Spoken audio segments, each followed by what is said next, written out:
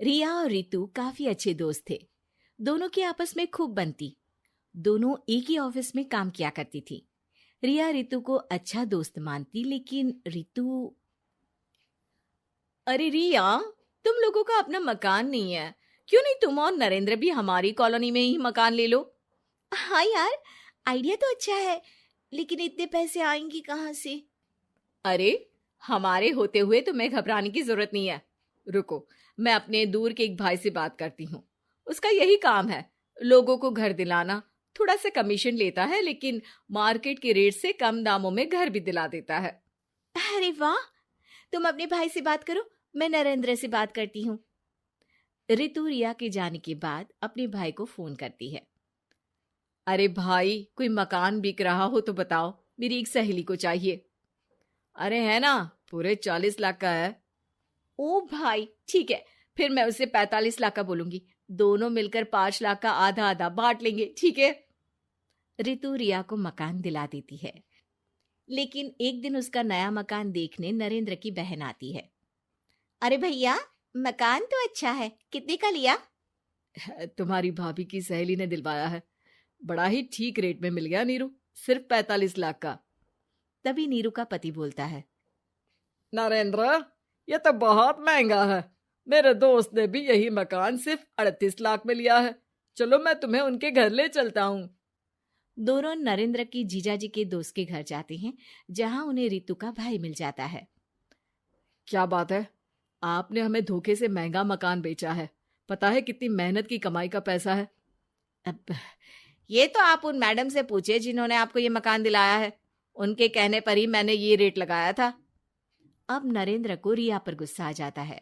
वो रिया को कहता है। रिया, तुम्हारी सहेली रितु तो एक नंबर की चालबाज और धोखेबाज निकली। मैंने उसके कहने पर इस मकान के 7 लाख ज्यादा खर्च किया है। रिया को भी नरेंद्र की बात सही लगती है। वो चुप हो जाती है। अगले दिन रितु रिया से मिलती है।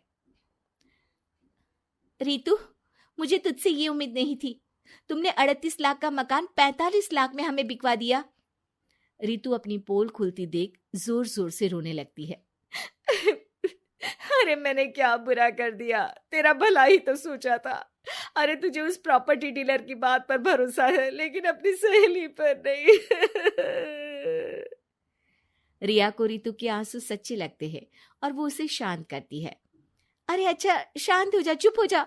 सॉरी, हम लोगों की ही गलती है। हमें मार्केट में पहले रेट पता कर लेना चाहिए था। चल सॉरी। अब रितु आए दिन लोगों से रिया के पीठ पीछे बुराई किया करती थी। रितु अपनी ही दूसरी ऑफिस के सहयोगी से कहती है। अरे ये रिया भले ही मेरी अच्छी दोस्त हो, लेकिन एक नंबर की कंजूस है ये। कभी कुछ खाने जाओ तो पैसा मुझे ही भरना पड़ता है। तभी वहां रिया आ जाती है। अरे रितु, सॉरी यार, वो कल के खाने के पैसे तुझे देने पड़े। चेक कर ले, अब मैंने तुझे पेटीएम कर दिया है। अच्छा चल, मैं जा रही हूँ। रिजाइन जो दे रही हूँ, बाद में बात करते हैं। रिजाइन? क्यों? तूने अपनी बेस्ट फ्रेंड यानी मुझे भी नहीं बताया, क्यों? अरे नहीं यार, ऑल सडन प्लान बना। दरअसल ये नया घर का ईएमआई निकालनी काफी मुश्किल हो रही है, तो सोचा घर पर ही कोई बिजनेस कर लूं। अब इतनी थोड़ी सी कमाई में हो नहीं पा रहा है ना। अच्छा अच्छा, क्या बिजनेस करेगी?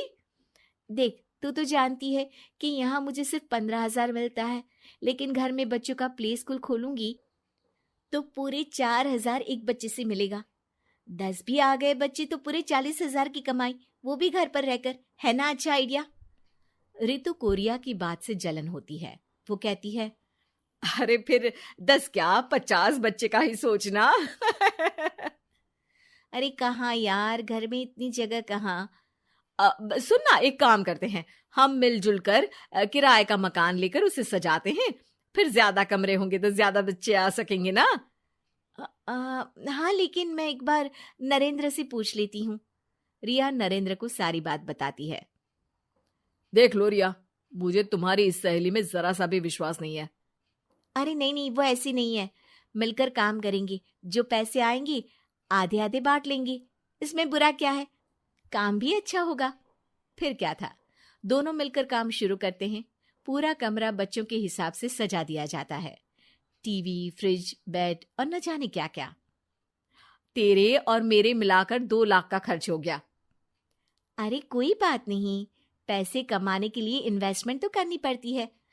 अब इतनी बड़ी रकम है, अच्छा है कि दोनों ने मिलकर कर ली, वरना एक के बस की तो बात नहीं है। हाँ, लेकिन अब मैं ना एक बात बोलना चाहती हूँ। देखो, पिछले 2 महीनों से जब से ये काम चल रहा है, सारी मेहनत मेरी ही है। मैं ही सारा दिन यहाँ का काम देखती हूँ। तो अब मैं तुम्हारे साथ ये काम नहीं करूंगी।